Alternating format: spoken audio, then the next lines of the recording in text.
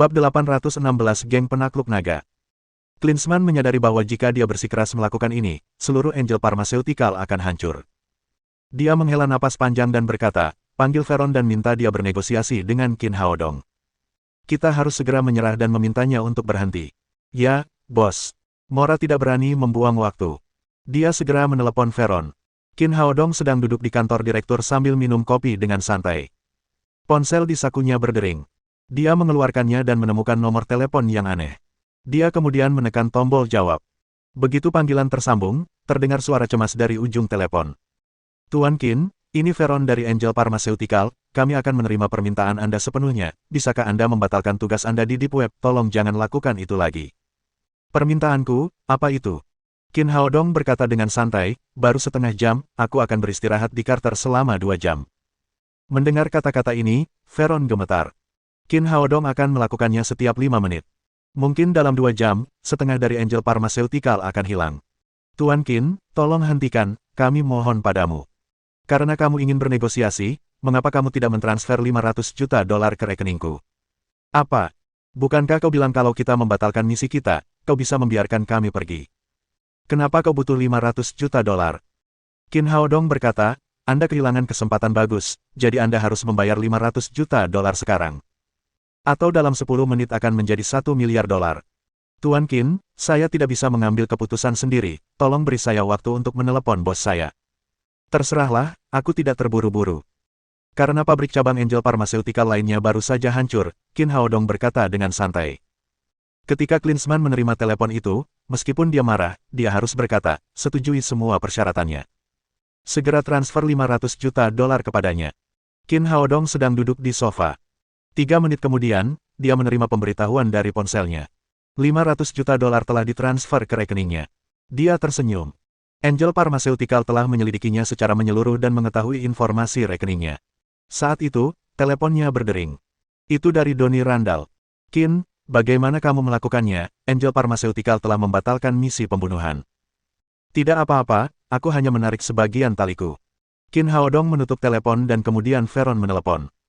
Tuan Qin, kami telah melakukan apa yang Anda minta, 500 juta dolar telah ditransfer ke rekening Anda, dan misi telah dibatalkan, tolong segera hentikan. Baiklah, katakan pada atasanmu, jangan lagi mempermainkanku dengan cara bodoh ini, atau ini konsekuensinya. Qin Haodong menutup telepon dan mengirim pesan kepada Ma Wenzuo dan Yakyu Yukime agar mereka berhenti. Akhirnya, Qin Haodong berhenti. Klinsmann tergeletak di sofa seperti lumpur. Ia hampir pingsan. Selama ini, dia mengira tidak akan jadi masalah jika harus berhadapan dengan Qin Haodong sendirian. Namun, dia malah dihajar habis-habisan oleh Qin Haodong. Misi pembunuhan itu sia-sia, dan mengakibatkan kerugian lebih dari 10 miliar dolar bagi Angel Pharmaceutical. Saat itu, teleponnya berdering. Melihat nomor tersebut, Klinsmann langsung berdiri dan menekan tombol jawab.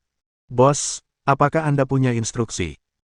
Klinsmann, menurutmu siapa dirimu? Sudah kubilang jangan memancing amarah orang itu untuk sementara waktu. Beraninya kau menentang perintahku dan menyebabkan kerugian finansial yang sangat besar bagi kelompok kita, menurutmu apa yang harus kulakukan untuk menghukummu? Itu adalah hakim yang sangat dingin. Ketika ia membayangkan betapa mengerikannya bosnya, Klinsmann menggigil. Dengan suara gemetar, ia memohon, saya mohon maaf atas kontribusi yang telah saya berikan kepada organisasi kita. Sekarang aku akan menjaga hidupmu, yang lebih penting saat ini adalah menghasilkan uang. Kau harus segera memulihkan Angel Pharmaceutical, jika rantai modal putus, aku pasti akan membuatmu menderita. Saya akan berusaha sebaik mungkin. Meski pembicaraan dilakukan melalui telepon, Klinsmann merasakan tekanan yang besar. Keringat membasahi sekujur tubuhnya dan pakaiannya basah. Saya peringatkan Anda sekali lagi, sekarang belum saatnya berurusan dengannya, saya akan mengirim seseorang untuk melakukannya saat waktunya tiba. Di kantor polisi, Qin Haodong meletakkan teleponnya dan berkata kepada Carter, terima kasih atas kopinya, sampai jumpa. Dia meninggalkan kantor polisi sementara Carter dalam keadaan linglung. Saat masuk ke dalam mobil, Qin Haodong sedang merenung. Tampaknya dia telah memenangkan perang dengan Angel Pharmaceutical untuk sementara, tetapi kenyataannya, tidak ada kemajuan substansial yang dicapai. Dia masih belum dapat menemukan sarangnya. Bagaimana dia bisa menggali sarangnya dari dalam tanah? Tidak cukup hanya mengandalkan kekuatannya sendiri. Setelah ragu sejenak, dia memanggil Donnie Randall. Menghadapi alien demon, dia memilih untuk percaya padanya. Qin, ada apa lagi? Ada hal penting yang ingin aku bicarakan denganmu. Ini adalah pertama kalinya Qin Haodong meminta pembicaraan serius. Dia tiba-tiba menjadi gugup dan bertanya, ada apa? Apakah kamu pernah mendengar tentang Alien Demon? Alien Demon? Donnie menggelengkan kepalanya. Meskipun Deep Web tersebar luas, dia tidak memiliki informasi apapun tentangnya. Qin Haodong tidak menahan apapun. Dia menceritakan semuanya tentang Alien Demon dan meminta bantuan. Angel Pharmaceutical adalah cakar mereka. Aku ingin menggali mereka, tetapi aku tidak dapat menemukan sarang mereka. Sekarang saya perlu menggunakan kekuatan Deep Web Anda untuk membantu saya menemukan mereka sesegera mungkin. Tidak masalah, aku akan mengaturnya sekarang. Donnie juga percaya pada kata-kata Qin Haodong. Itu tentang nasib semua manusia. Dia setuju tanpa ragu-ragu. Setelah menyerahkan tugas pencarian ke Deep Web, Qin Haodong kembali ke Lincoln Center untuk menonton penampilan model pekan mode di sini. Malam harinya, ia pulang bersama si Yumi. Setelah makan malam, ia bertanya tentang pembukaan cabang perusahaan obat tradisional Cina Tangmen.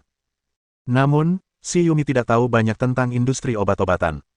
Qin Haodong berpikir bahwa Huang Mingze dan muridnya seharusnya tahu tentang hal semacam ini, jadi dia pergi ke tempat Huang Mingze. Pada malam hari, tempat itu terang benderang dengan lampu-lampu. Sebagian besar pedagang di sana tinggal di toko-toko mereka sehingga mereka tidak menutup usaha mereka di malam hari. Tempat itu tampak makmur seperti di siang hari. Qin Haodong datang ke klinik. Klinik itu juga buka, tetapi jumlah pasiennya lebih sedikit daripada siang hari.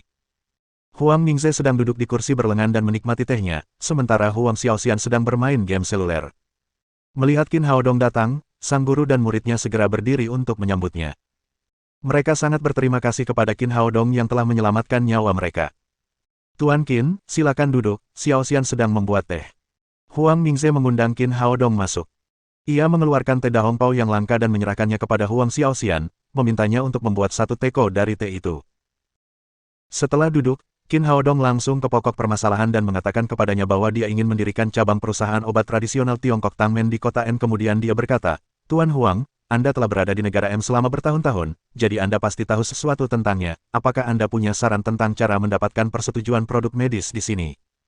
Huang Mingze mengerutkan kening dan berkata, Qin kecil, ini tidak mudah. Meskipun orang Huaxia sukses di banyak industri di negara M, sulit untuk berbisnis di industri pengobatan tradisional Tiongkok. Persetujuan produk medis di sini ada di Biro Keamanan Publik, dan direkturnya adalah orang yang tidak percaya pada praktisi pengobatan Tiongkok. Hampir mustahil untuk membuatnya memberi Anda persetujuan. Apakah ada cara lain, misalnya, kelompok keuangan mana yang dapat membantu saya? Jika memungkinkan, Qin Haodong akan meminta bantuan keluarga Maldini. Namun, Huang Mingze menggelengkan kepalanya. Sejauh yang saya tahu, Barn sangat keras kepala dan tidak mau menerima suap. Saya khawatir bahkan presiden pun tidak akan bisa berbuat apa-apa. Qin Haodong juga mengerutkan kening. Dia bisa saja berperan sebagai Angel Pharmaceutical, tetapi tidak mudah baginya untuk menghadapi orang yang keras kepala dan jujur seperti itu. Tuan, tidak ada jalan lain. Huang Mingze berkata, kecuali kamu bisa meyakinkan Barn. Ketika mereka tengah berbincang-bincang, terdengar suara gaduh di luar, kemudian belasan orang berlari masuk dengan darah berceceran di sekujur tubuh mereka.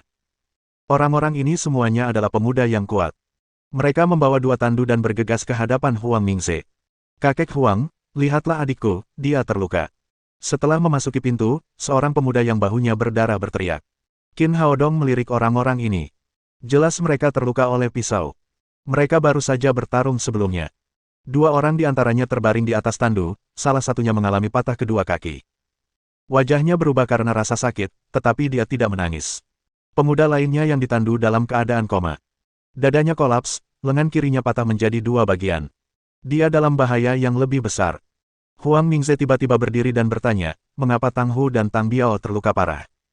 Dia menoleh ke arah pemuda yang lengannya terluka. Liu Feng, apa yang sebenarnya terjadi? Kakek Huang, kita baru saja bertarung dengan orang-orang dari geng penakluk naga, siapa sangka mereka memiliki tangan-tangan yang terampil dalam bertarung. Jangan khawatir, cepat bawa mereka ke tempat tidur, aku akan memeriksanya.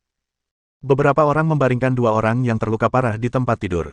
Namun, pada saat itu, sekelompok orang lain masuk ke pintu. Jumlah mereka lebih dari selusin, dipimpin oleh seorang pria kulit hitam yang tingginya sekitar 2 meter. Dia melirik orang-orang di klinik dan berkata dengan arogan, siapa yang berani merawat mereka? Bolton, beraninya kau mengejar kami. Liu Feng mencabut belati dengan lengannya yang tidak terluka. Sambil menunjuk ke arah pria kulit hitam besar itu, dia berteriak, saudara-saudara, mari kita lawan iblis-iblis ini. Meskipun orang-orang di belakangnya semuanya terluka, moral mereka sama sekali tidak lemah. Mereka akan bergegas maju dan bertarung dengan mempertaruhkan nyawa mereka. Tunggu sebentar, jangan terlalu impulsif. Huang Mingze segera menghentikan Liu Feng. Mereka semua terluka, dan jika mereka bertarung lagi, mereka hanya akan menderita lebih banyak kerugian. Bab 817 tersesat. Dia berkata kepada orang kulit hitam itu, saya adalah klinik medis, bukan tempat untuk membuat masalah, silakan keluar. Orang kulit hitam itu berkata, kakek, izinkan saya memberitahu Anda bahwa kami adalah anggota geng penakluk naga, orang-orang ini terluka oleh saya, sekarang serahkan orang-orang ini sekarang juga, atau saya akan segera merobohkan klinik medis Anda.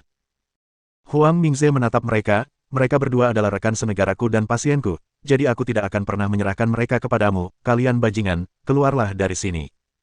Pria berkulit hitam itu mencibir dingin, orang-orang Huaxia yang tidak tahu terima kasih, sepertinya kami harus memberimu pelajaran. Setelah berbicara, dia melambaikan tangannya ke orang di belakangnya, hancurkan tempat ini, lalu bawa orang-orang ini pergi. Orang-orang ini hendak menerkam mereka begitu mereka mendapat perintah dari orang kulit hitam itu. Dan Liu Feng dan anak buahnya juga memegang senjata mereka erat-erat di tangan mereka. Sepertinya perkelahian akan segera dimulai. Pada saat ini, sebuah suara dingin terdengar, Tuan Huang menyuruhmu pergi, tidakkah kau mendengarnya?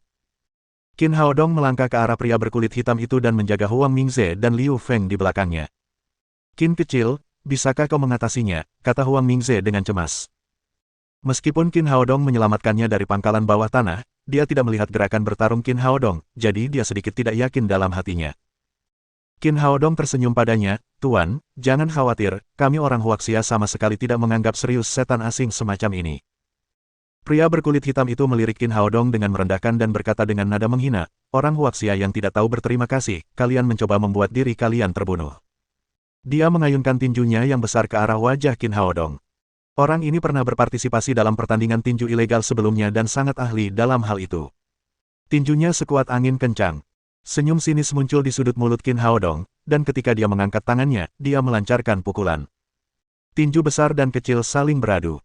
Mendengar suara tulang retak, lelaki berkulit hitam itu menjerit dengan dahsyat, dan tinjunya yang besar tiba-tiba hancur berkeping-keping. Aduh! Pria berkulit hitam itu memegang lengannya yang terluka dan berteriak kepada orang di belakangnya, bunuh dia, cepat bunuh dia. Orang-orang di belakangnya segera mengeluarkan senjata yang panjangnya tidak sama dan bergegas menuju Qin Haodong ketika mereka diperintahkan. Dan dua dari mereka bahkan mengeluarkan dua pistol dari pinggang mereka.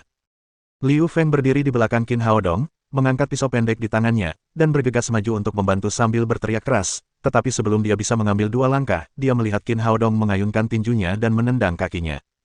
Dalam sekejap mata, orang-orang ini semua terbang keluar.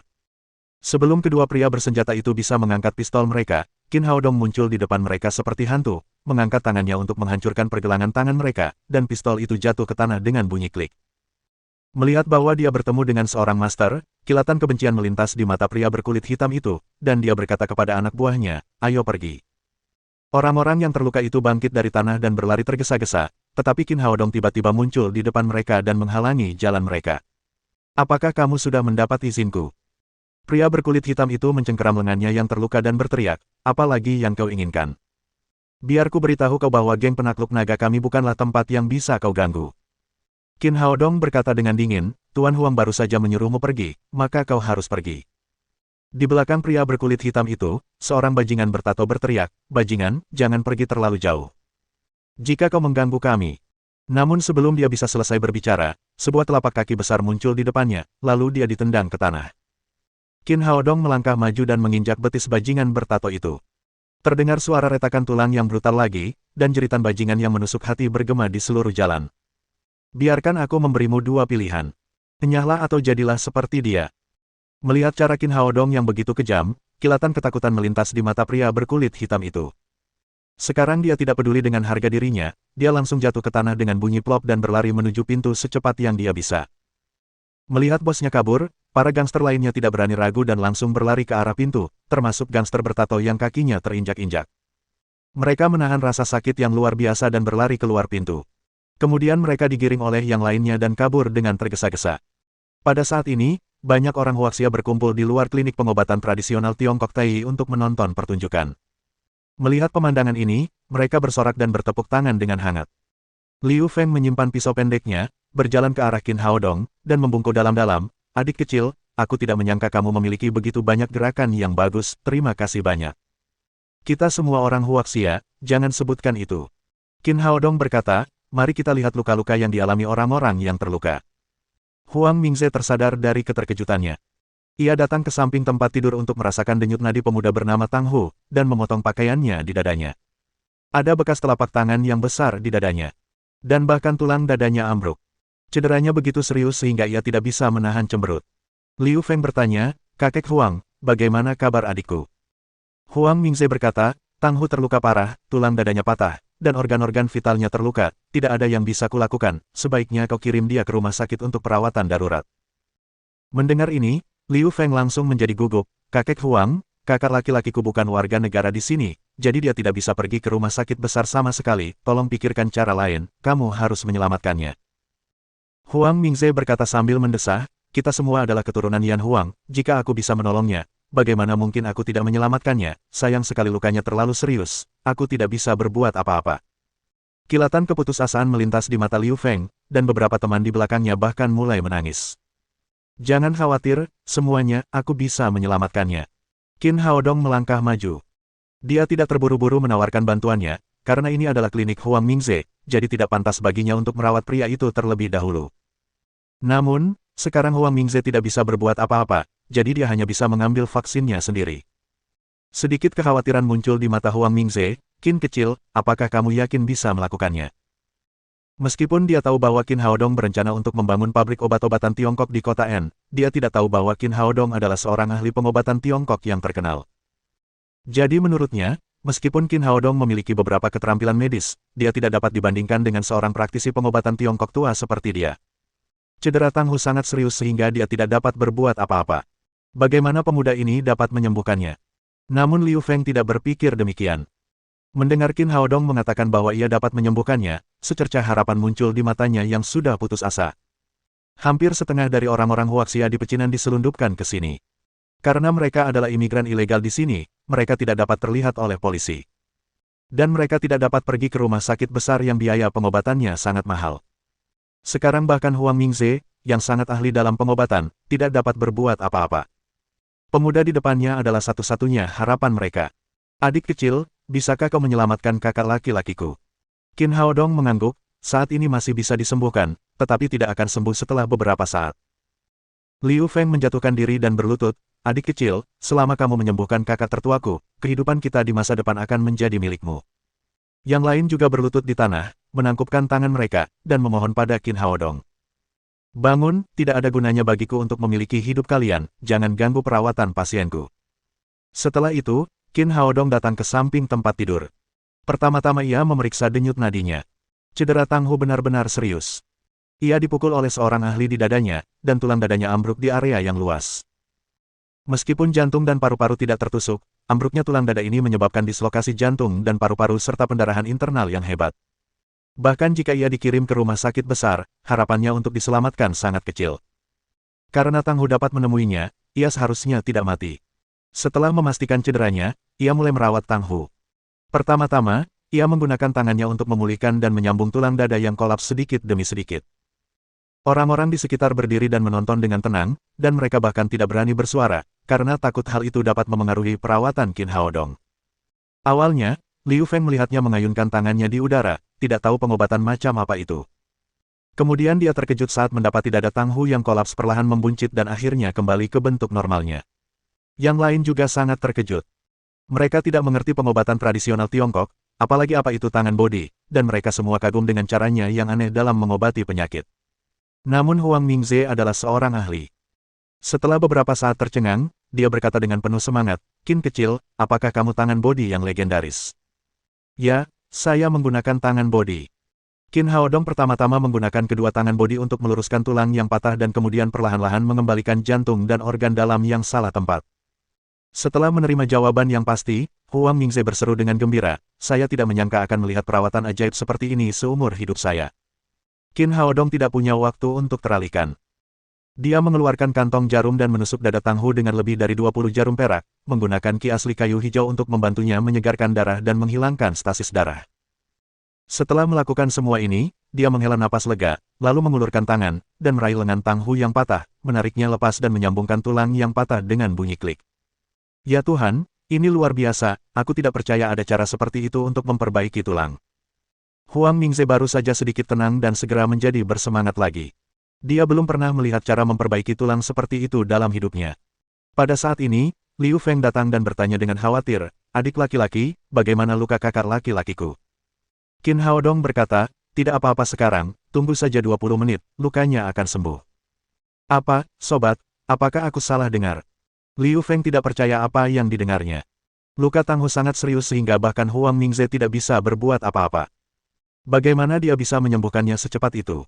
Benar sekali, kakak tertuamu akan hidup kembali dalam 20 menit. Qin Haodong tidak tinggal diam setelah berbicara, berbalik, dan pergi ke orang lain di atas tandu. Pria muda ini adalah Tang Biao, adik laki-laki Tang Hu. Dalam pertarungan tadi, kakinya dipatahkan oleh lawan, dan semuanya menjadi berbentuk V. Hanya saja, kakak laki-lakinya sedang dalam bahaya, jadi dia menahan rasa sakit yang hebat seperti ini tanpa bersuara. Tahan, kau akan segera sembuh. Qin Haodong memegang kaki kiri Tang Hu yang patah, menariknya lagi dan mengendurkannya lagi, lalu menyambung kembali tulang yang patah dengan suara bergerak. Kemudian dia memperbaiki kaki kanannya. Butuh waktu kurang dari 2 menit untuk memperbaiki kedua kakinya yang patah. Kamu bisa berjalan di tanah, tetapi jangan menggunakan kekerasan dalam waktu 3 hari, dan jangan berkelahi dengan orang lain, dan kamu akan dapat pulih sepenuhnya dalam waktu setengah bulan. Huang Mingze menatap ke samping dan berkata dengan penuh semangat, Qin kecil, bisakah kau mengajarkan teknik pembentukan tulang ini kepadaku? Qin Haodong menggelengkan kepalanya, Tuan Huang, bukannya aku tidak ingin mengajarkannya kepadamu, teknik pembentukan tulang seperti ini tidak dapat dipelajari tanpa energi internal. Teknik pemasangan tulang seperti ini tampak sangat sederhana, tetapi sebenarnya sangat sulit untuk dipraktikkan. Diperlukan pengamatan roh untuk memastikan tulang yang patah terhubung dengan benar. Pada saat yang sama, ki sejati kayu hijau harus mengalir di tulang yang patah untuk membantu penyembuhan luka. Keduanya sangat diperlukan, jadi tidak seorang pun di dunia ini kecuali dia yang dapat menggunakan teknik pemasangan tulang seperti ini. Huang Mingze menghela napas dengan ekspresi menyesal, tetapi dia juga tahu bahwa teknik sihir semacam ini bukanlah sesuatu yang bisa dipelajari siapapun. Qin Haodong kemudian selesai mengobati semua luka Liu Feng dan yang lainnya dan butuh waktu hampir 20 menit.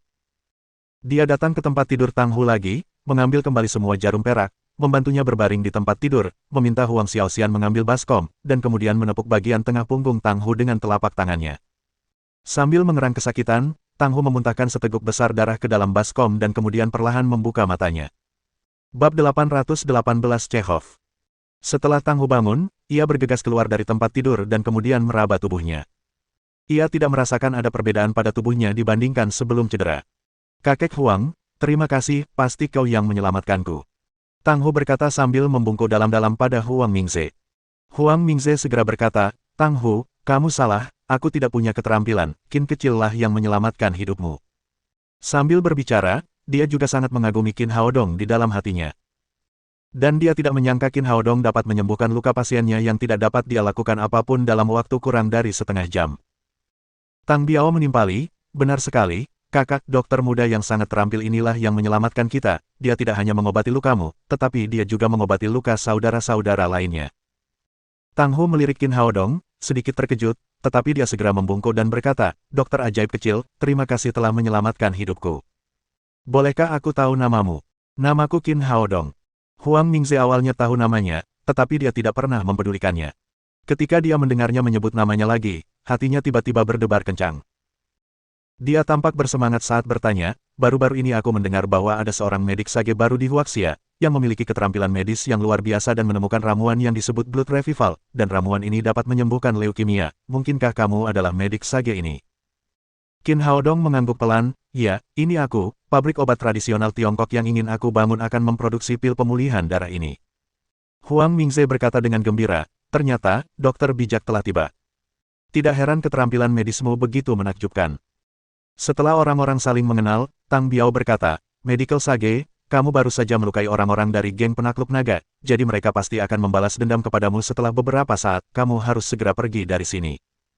Qin Haodong tidak boleh pergi, karena jika dia pergi, maka klinik pengobatan tradisional Cina Tai akan menderita. Dia bertanya, apa yang sebenarnya terjadi dengan orang-orang itu, dan mengapa kamu terlibat dalam perkelahian dengan mereka?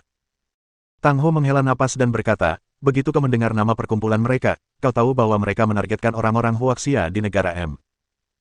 Kami selalu mengaku sebagai keturunan naga, tetapi mereka secara langsung menamakan perkumpulan mereka geng penakluk naga untuk menindas orang-orang Huaxia di sini. Setengah bulan yang lalu, seorang pria bernama Lev muncul di NCT dan mendirikan geng penakluk naga untuk mengumpulkan uang perlindungan dari setiap toko di Chinatown. Kami, orang-orang Huaxia yang datang ke negeri asing, tidak rela diganggu oleh mereka, maka aku memimpin untuk membentuk persaudaraan Yan Huang untuk melawan geng penakluk naga, yang menindas orang-orang Huaxia. Tetapi orang-orang Lev benar-benar tangguh, orang-orang kami sudah kehilangan tempat sebelum dia bergerak, dan hari ini, saya hampir mati di tangan Chekhov, pemimpin kecilnya. Liu Feng berkata, ya, aku tidak tahu bagaimana iblis-iblis asing itu melatih keterampilan bertarung mereka, dan mereka benar-benar kuat. Tang Biao berkata, orang bijak medis, bagaimana kalau kau tinggal di pecinan kami dan bergabung dengan persaudaraan Yan Huang kami? Dengan jurus bertarungmu, kami tidak akan takut pada iblis asing itu. Qin Haodong memandang Tang Hu, yang jelas-jelas seorang pejuang dan telah mencapai tingkat ke-9 kekuatan terbuka. Kultivasimu terlihat bagus, dan kamu seharusnya menjadi master di antara orang-orang biasa, tetapi mengapa kamu kalah telak, apakah mereka juga pejuang? Tang Hu berkata, aku telah melatih kemampuan bertarungku dengan kakekku sejak aku masih kecil. Meskipun aku belum mencapai ambang kekuatan tersembunyi, aku telah mencapai tingkat ke-9 kekuatan terbuka. Awalnya, kupikir tidak akan jadi masalah untuk berhadapan dengan iblis-iblis asing itu. Chekhov jelas bukan seorang pejuang, dan dia tidak punya jurus apapun saat bertarung melawan kita. Namun, kekuatannya sangat besar, dan pertahanan tubuhnya sangat mencengangkan. Aku sama sekali tidak bisa melukainya dengan kemampuan bertarungku, jadi aku kalah telak. Qin Haodong berkata, apakah dia berlatih keterampilan bela diri eksternal? Tang Ho menggelengkan kepalanya dan berkata, aku pernah melihat master seperti itu, tetapi mereka juga memiliki kekuatan seperti prajurit. Namun, Chekhov sama sekali tidak memiliki kekuatan dan terlihat seperti binatang buas yang tangguh. Karena tidak bertemu langsung dengan Chekhov, Qin Haodong tidak tahu apa yang terjadi padanya. Namun, sebagai orang Huaxia, dia tentu tidak ingin melihat rekan senegaranya diganggu. Tang Hu berkata, orang bijak medis, jika kamu bersedia bergabung dengan persaudaraan Yan Huang, aku akan menjadikanmu pemimpinnya. Qin Haodong melambaikan tangannya dan berkata, saya hanya seorang dokter, dan saya tidak tertarik dengan hal-hal ini. Melihat penolakan lamarannya, ekspresi kecewa tampak di wajah Tang Hu dan orang lain. Qin Haodong melirik beberapa orang itu dan berkata, Tang Hu, Tang Biao, kalian seharusnya sudah mencapai ambang kekuatan tersembunyi, dan Liu Feng berada di level ke-8 kekuatan terbuka. Tang Hu mengangguk dan berkata, Medical Sage, matamu benar-benar tajam, itu memang level kultivasi kita, sayangnya, kita tidak bisa menembus hambatan kekuatan tersembunyi, kalau tidak, kita akan bisa menghadapi Chekhov. Qin Haodong berkata, meskipun aku tidak bisa bergabung denganmu, aku dapat membantumu meningkatkan kultivasimu dan membiarkanmu menembus level kekuatan tersembunyi atau lebih tinggi. Dengan begitu, kalian akan memiliki kemampuan untuk melindungi diri sendiri. Jika orang lain yang mengatakan hal ini, Tang Hu dan yang lainnya pasti akan meremehkannya. Namun, keterampilan bertarung dan keterampilan medis yang baru saja ditunjukkan Qin Haodong begitu menakjubkan sehingga mereka langsung berseru kaget, benarkah? Dokter bijak, atas nama orang-orang Huaxia di pecinan, saya mengucapkan terima kasih banyak. Tang Biao berkata, Medical Sage, apakah Anda membutuhkan kami untuk melakukan sesuatu? Apakah Anda ingin mencari ruangan yang tenang? Kalian tidak perlu melakukan apapun, minum saja pil ini sekarang dan duduklah dengan tenang. Qin Haodong berkata sambil mengeluarkan 3 pil penguat besar dan memberikan masing-masing satu kepada Tang Hu, Tang Biao, dan Liu Feng. Kemudian mereka bertiga mengambil pil tersebut dan memasukkannya ke dalam mulut mereka tanpa ragu-ragu, lalu duduk bersila di tanah. Kamu tidak perlu khawatir tentang apapun, tingkatkan saja kultivasimu dengan sepenuh hati dan hancurkan hambatan itu. Ketika Qin Haodong memberi isyarat, ketiga pria itu mulai menjalankan ki internal mereka sepenuhnya. Dengan tingkat kultivasi Qin Haodong saat ini di alam Naschen awal, dia ingin membantu 3 petarung kekuatan terbuka menerobos tingkatan mereka, yang mana sama saja seperti bermain game. Dia hanya mengulurkan tangan dan menepuk kepala mereka bertiga. Dan Greenwood Genuine Qi mengkatalisasi kekuatan pil penguatan besar. Dan kemudian mereka langsung menerobos hambatan kekuatan tersembunyi. Ketiganya sangat gembira. Mereka tidak menyangka bahwa mereka akan menembus ambang kekuatan tersembunyi, yang telah mereka kerjakan dengan keras selama bertahun-tahun, hanya dalam beberapa menit. Orang yang paling bahagia adalah Liu Feng, karena bakat aslinya dalam kultivasi tidaklah bagus, dan dia belum mencapai level ke-9 kekuatan terbuka. Namun, dia sekarang telah langsung naik dari level ke-8 kekuatan terbuka ke level kekuatan terselubung. Yang paling mengejutkan mereka adalah bahwa ki sejati dalam tubuh mereka menjadi semakin kuat. Setelah menembus ambang kekuatan tersembunyi, mereka tidak berhenti tetapi terus mencapai tingkat lanjut. Pada akhirnya, Tang Hu dan Tang Biao bertahan di level ketiga kekuatan tersembunyi, sementara Liu Feng juga mencapai level kedua kekuatan tersembunyi. Karena Qin Haodong khawatir fondasi mereka tidak stabil, dia tidak memimpin mereka untuk terus menerobos ke level yang lebih tinggi. Setelah mereka menenangkan diri, mereka bertiga melompat dari tanah dan berlutut di depan Qin Haodong sambil berkata, "Tuan, terimalah penghormatanku." Meskipun mereka tahu Qin Haodong sangat kuat sebelumnya, mereka tidak menyangka dia begitu kuat. Selain itu, Qin Haodong memimpin mereka untuk menembus beberapa level hanya dalam waktu lebih dari 10 menit. Jika mereka melihat master seperti itu dan tidak belajar padanya, mereka pasti bodoh. Huang Mingze dan Huang Xiaoxian tampak tercengang di samping mereka. Sebagai orang yang juga tinggal di pecinan, mereka berdua tahu betul betapa pemberontaknya Tang Hu dan orang-orang lainnya. Ketiganya biasanya sangat menghargai diri mereka sendiri dan tidak peduli dengan orang lain. Namun, mereka sekarang berlutut bersama di depan Qin Haodong dan menjadi muridnya, yang sekali lagi mengejutkan mereka dan membuat mereka memiliki persepsi baru tentang Qin Haodong. Qin Haodong tentu saja tidak akan menerima mereka sebagai muridnya dan melambaikan tangannya dengan lembut, menarik mereka ke atas dengan kekuatan yang tak terlihat. "Aku hanya membantumu karena kita semua adalah kawan senegara, mengenai penerimaanmu sebagai muridku, aku akan mengabaikannya." Tang Hu dan dua orang lainnya memperlihatkan ekspresi kecewa di wajah mereka, tetapi mereka tetap bersujud dengan keras ke tanah 3 kali sebelum berdiri. Pada saat itu, terdengar langkah kaki di pintu. Dan seorang gangster tinggi berambut kuning masuk. Gangster kecil berambut kuning itu adalah seorang pria kulit putih, berpakaian seperti seorang hippie, dengan wajah sombong. Setelah memasuki pintu, dia berteriak kepada orang-orang di ruangan itu, "Saya dari geng penakluk naga, siapa di antara kalian yang baru saja memukul dan melukai orang-orang kami?" Pada saat ini, kultivasi Tang Hu telah meningkat. Dan dia menahan keluhannya dan bersiap untuk melampiaskannya. Begitu dia mendengar bahwa orang itu adalah anggota geng penakluk naga, dia segera melangkah maju dan ingin memukulnya. Qin Haodong mengulurkan tangan untuk menghentikan Tang Hu. Meskipun gangster itu terdengar sombong, Qin Haodong sudah melihat bahwa dia hanyalah seorang pesuruh, jadi mereka tidak perlu berkelahi dengannya. Dia berkata, "Ya, ada apa?" Gangster itu melirik Qin Haodong. Ketika dia melihat lengan dan kakinya yang kurus, matanya menunjukkan ekspresi yang lebih meremehkan. "Saya di sini untuk menyampaikan surat tantangan. Bos kami Chekhov baru saja mengatakan dia akan menemuimu 1 jam lagi untuk duel di hutan hitam.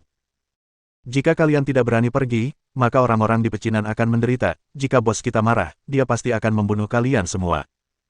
Qin Haodong berkata dengan ringan, "Kembalilah dan beritahu atasanmu bahwa aku pasti akan tiba di hutan hitam dalam 1 jam. Sebaiknya kau persiapkan pemakamanmu." Gangster itu jelas sangat percaya pada bosnya dan kemudian pergi dengan puas. Setelah dia pergi, Tang Hu langsung berkata kepada Qin Haodong, "Bos, bawa saja kami bersamamu, jika kamu ingin berurusan dengan Chekhov itu, kamu tidak perlu melawannya sekarang, sudah cukup bagi kami untuk berurusan dengannya." Setelah meningkatkan kultivasinya, dia tanpa sadar telah mengubah panggilannya dari Qin Haodong menjadi bos. Dan dia sekarang begitu yakin bahwa dia merasa bisa mengalahkan Chekhov bahkan jika Qin Haodong tidak mengambil tindakan. "Baiklah, mari kita pergi ke sana bersama."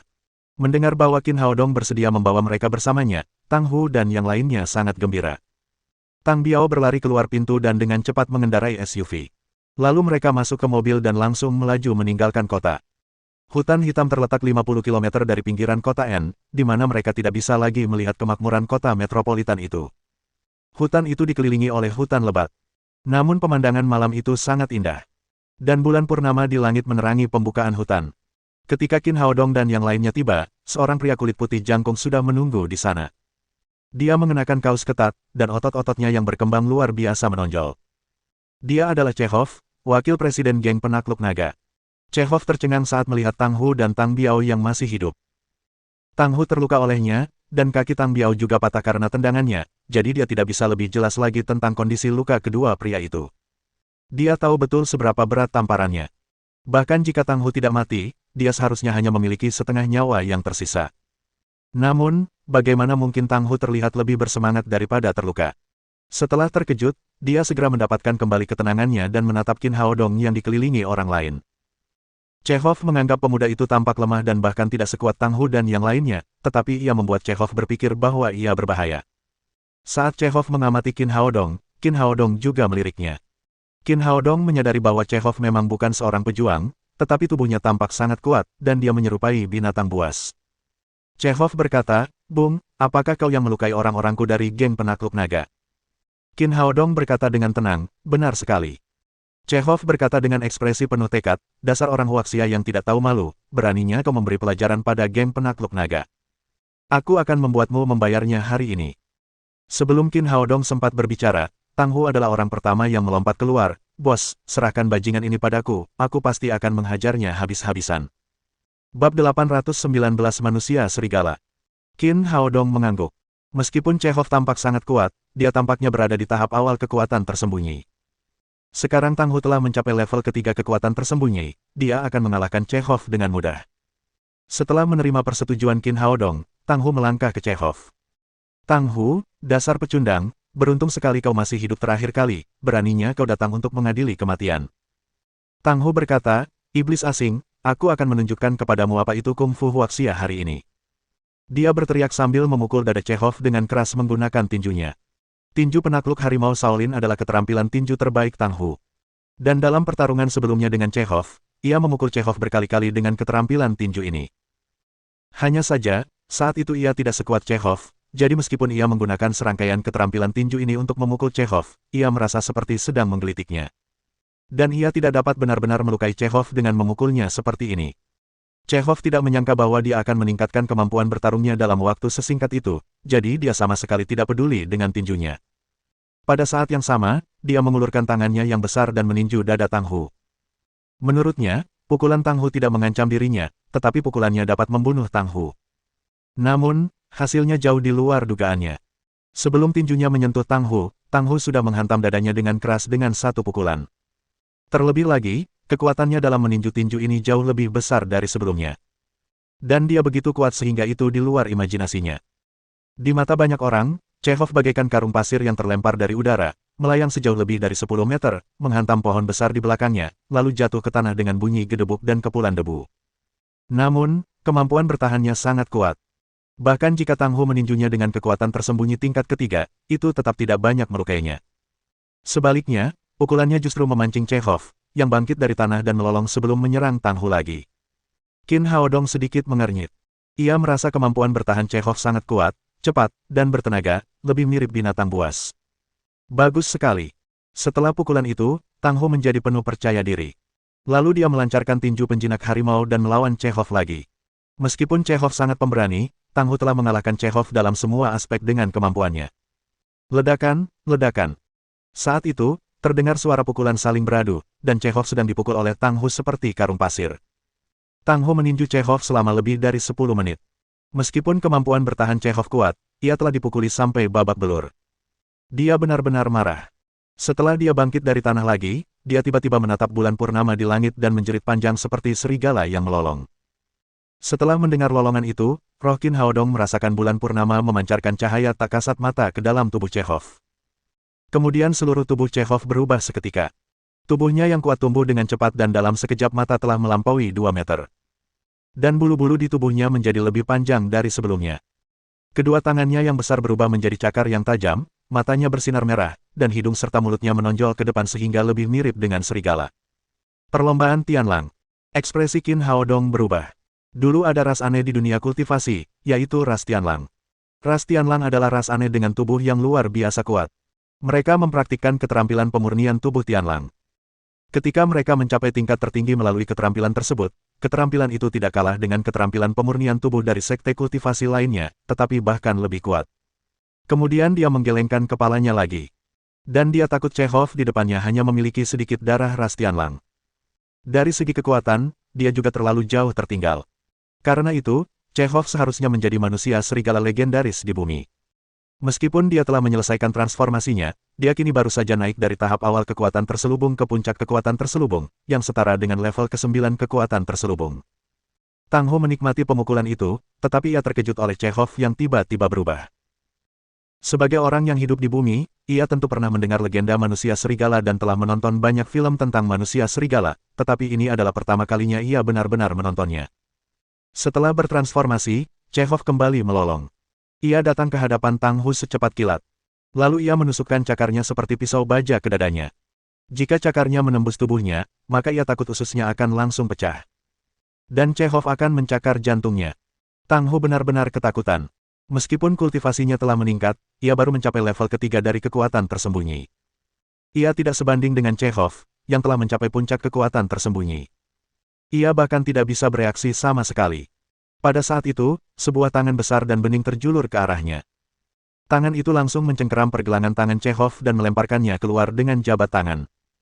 Meskipun Qin Haodong menyelamatkannya, Tang Hu ketakutan dan berkeringat dingin. Kemudian dia berkata kepada Qin Haodong, "Bos, dia tampaknya adalah manusia serigala. Dia hanya manusia serigala berdarah campuran, tidak ada yang perlu ditakutkan, serahkan saja padaku." Qin Haodong mendorong Tang Hu ke belakangnya dan menoleh menghadap Chekhov. Dia ingin menyingkirkan manusia serigala di depannya. Kalau tidak, itu pasti akan menjadi ancaman besar bagi rekan senegaranya di Chinatown di masa depan. Cahaya ganas melintas di mata Chekhov. Dan dia tampak seperti serigala raksasa yang melompat, bergegas menuju Qin Haodong seperti kilat, dengan dua cakar yang tajam. Dia menggunakan satu cakar untuk mencengkeram wajahnya dan yang lainnya untuk mencengkeram dadanya. "Beraninya kau pamer di hadapanku." Qin Haodong tidak bergerak, tetapi mengangkat jari kakinya dengan lembut. Kemudian dia menendang wajah Chekhov dengan kakinya yang besar. Meskipun manusia serigala yang berubah itu memiliki kemampuan bertahan yang kuat, dia tetap tidak dapat menahan tendangan Qin Haodong. Chekhov tertendang ke udara dan terlempar mundur sejauh lebih dari 10 meter.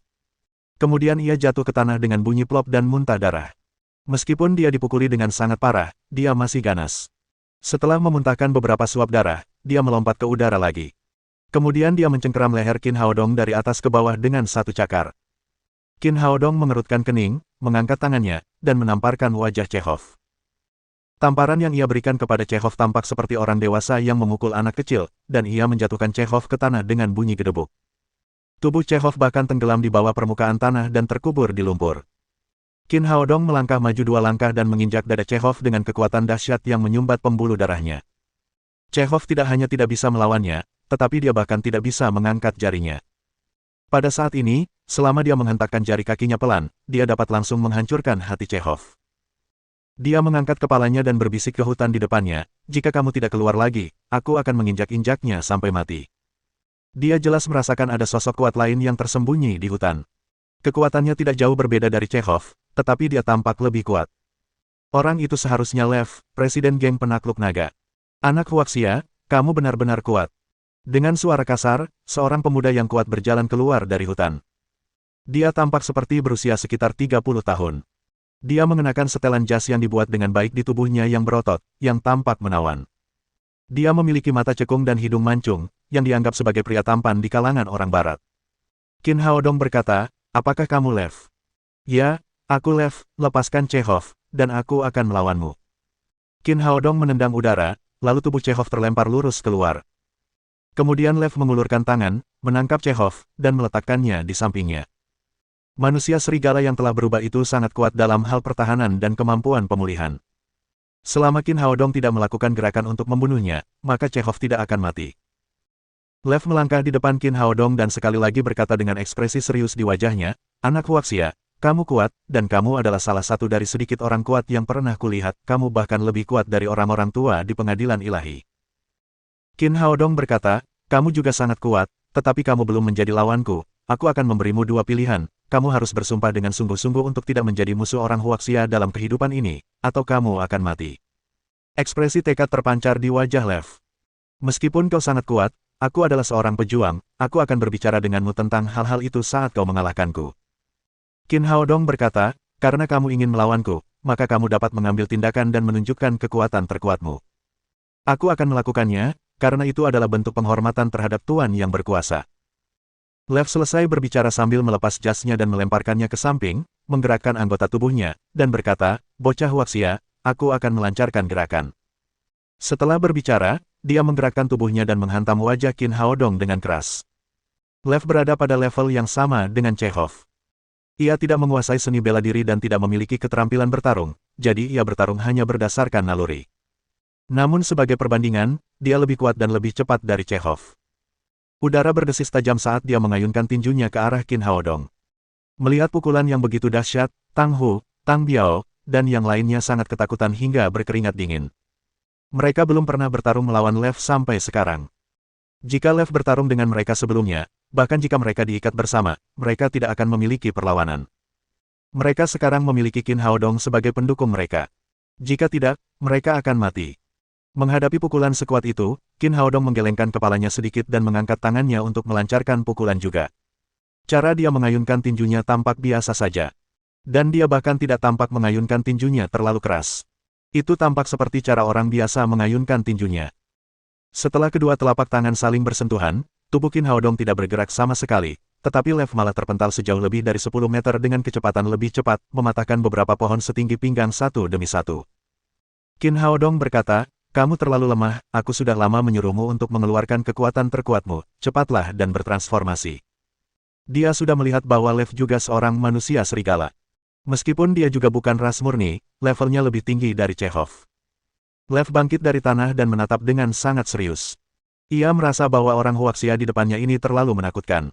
Ia takut bahwa kekuatan dahsyat yang dimilikinya hanya dapat dilawan oleh raja mereka dari ras Tianlang. Ketika dia menyadari hal ini, dia tidak berani bersembunyi lagi. Kemudian dia mendongak dan berteriak ke arah bulan purnama di langit. Setelah suara lolongan itu, cahaya perak bersinar di langit. Kemudian tubuh Lev segera berubah.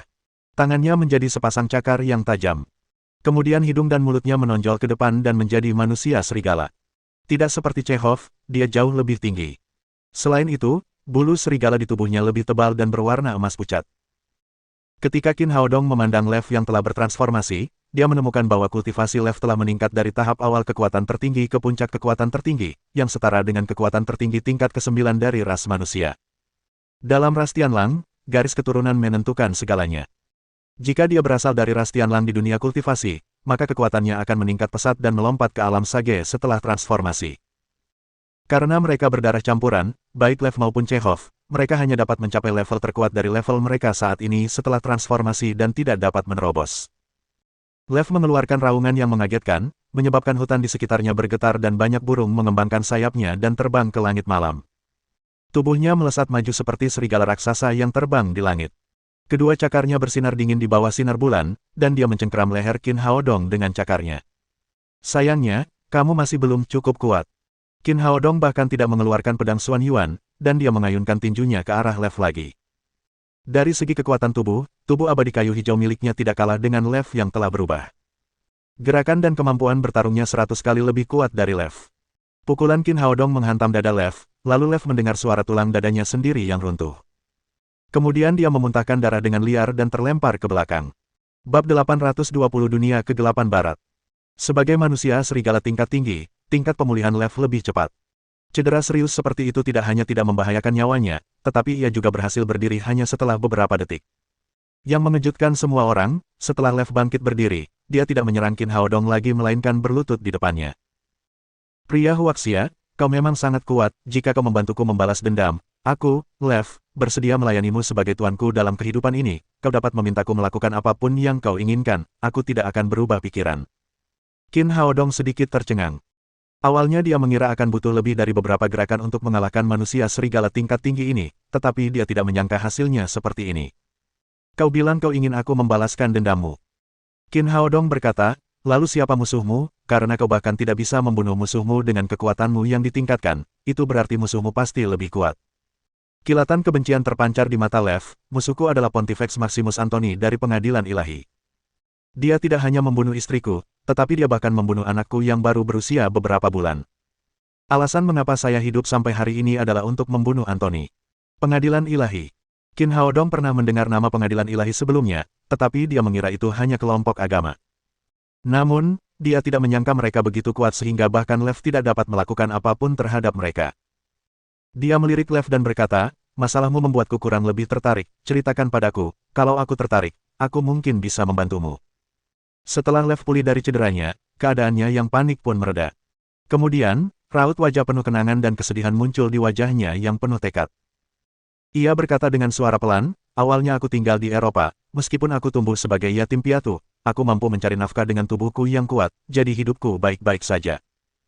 Saat berusia 25 tahun, saya bertemu Jones, wanita yang menjadi cinta dalam hidup saya. Ia juga sangat mencintai saya. Kami berdua menikah dengan sangat cepat, meskipun kami tidak punya banyak uang dan tidak hidup mewah, kami sangat bahagia.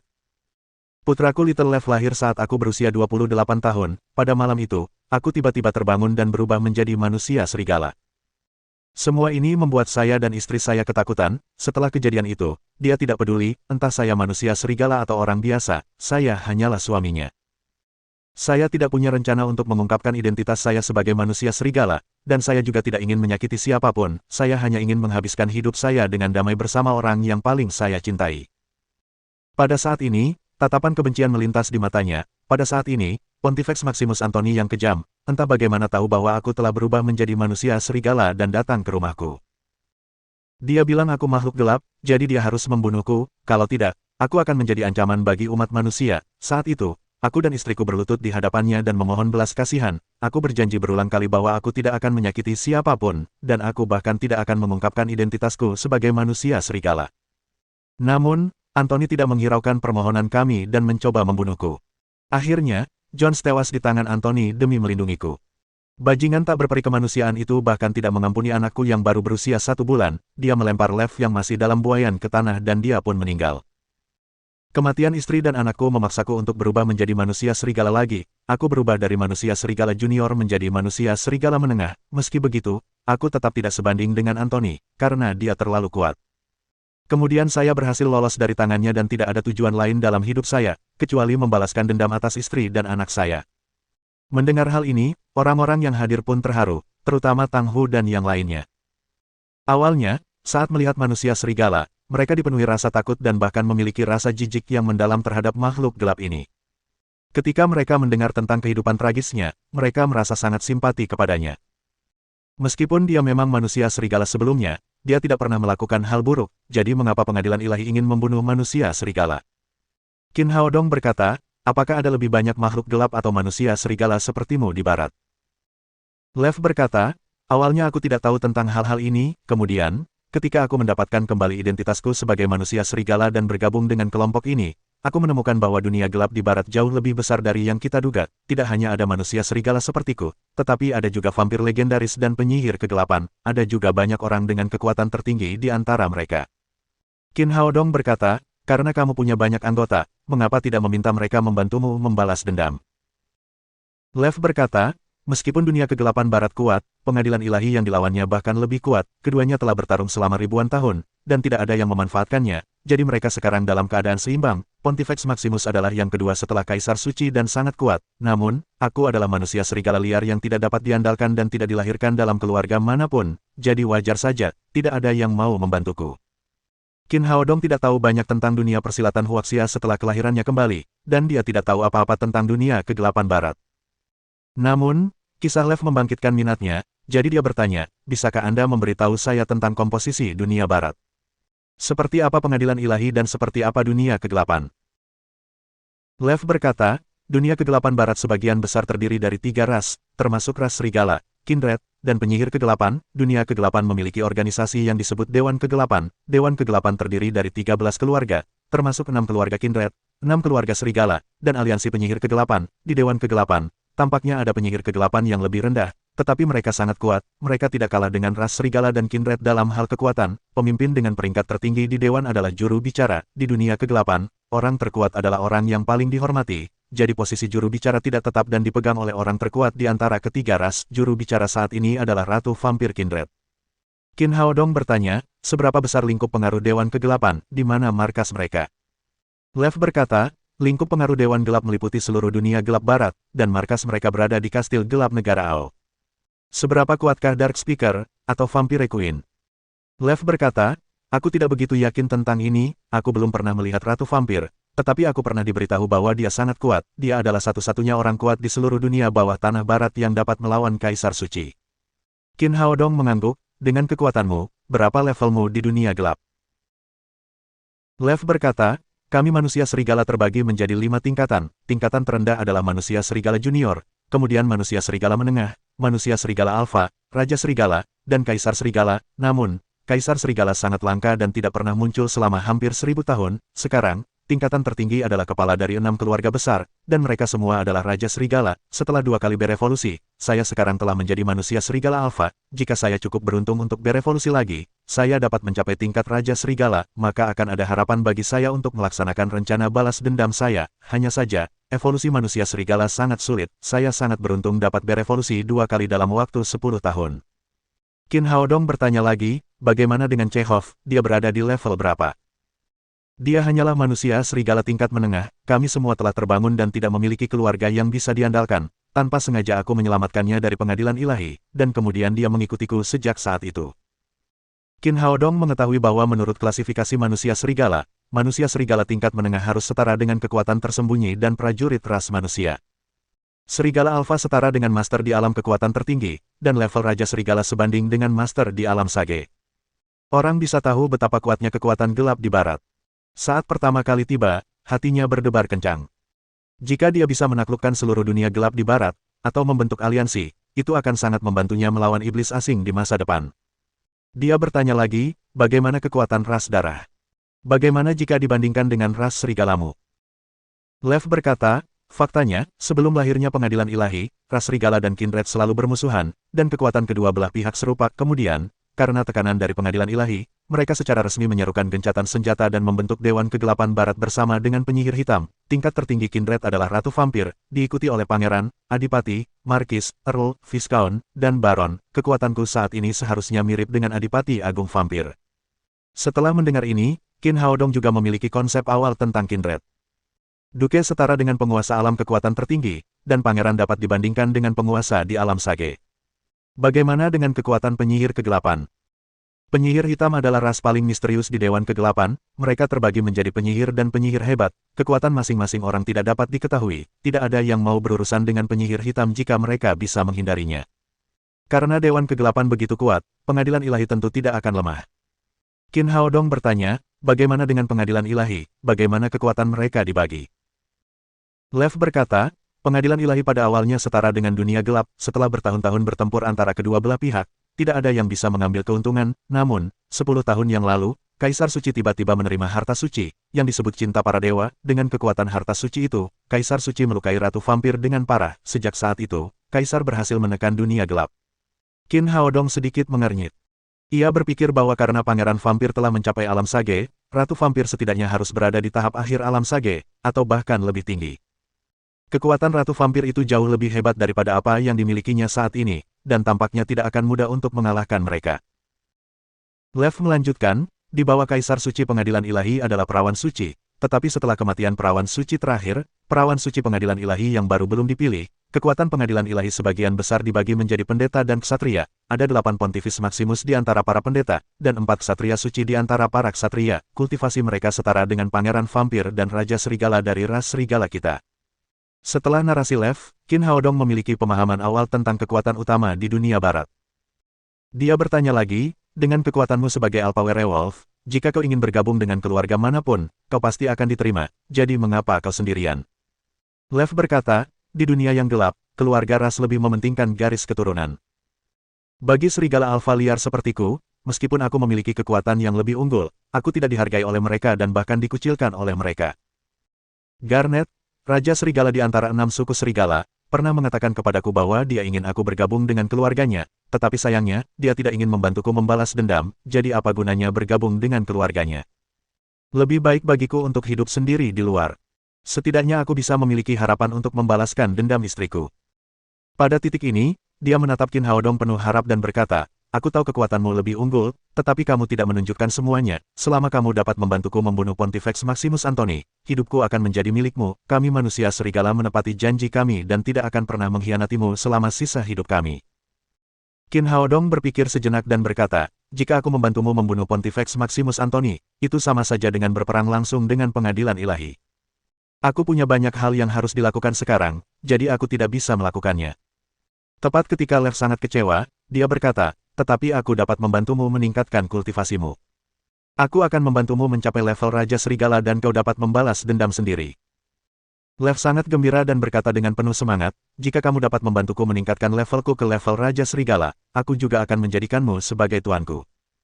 Mohon dukungan dari om-om ante-ante sekalian, buat subscribe atau sarekan novel Mimin ke Facebook kalian, agar channel Mimin bisa terus berkembang. Dengan begitu, Mimin bisa lebih semangat untuk up novel seru lain ke depannya.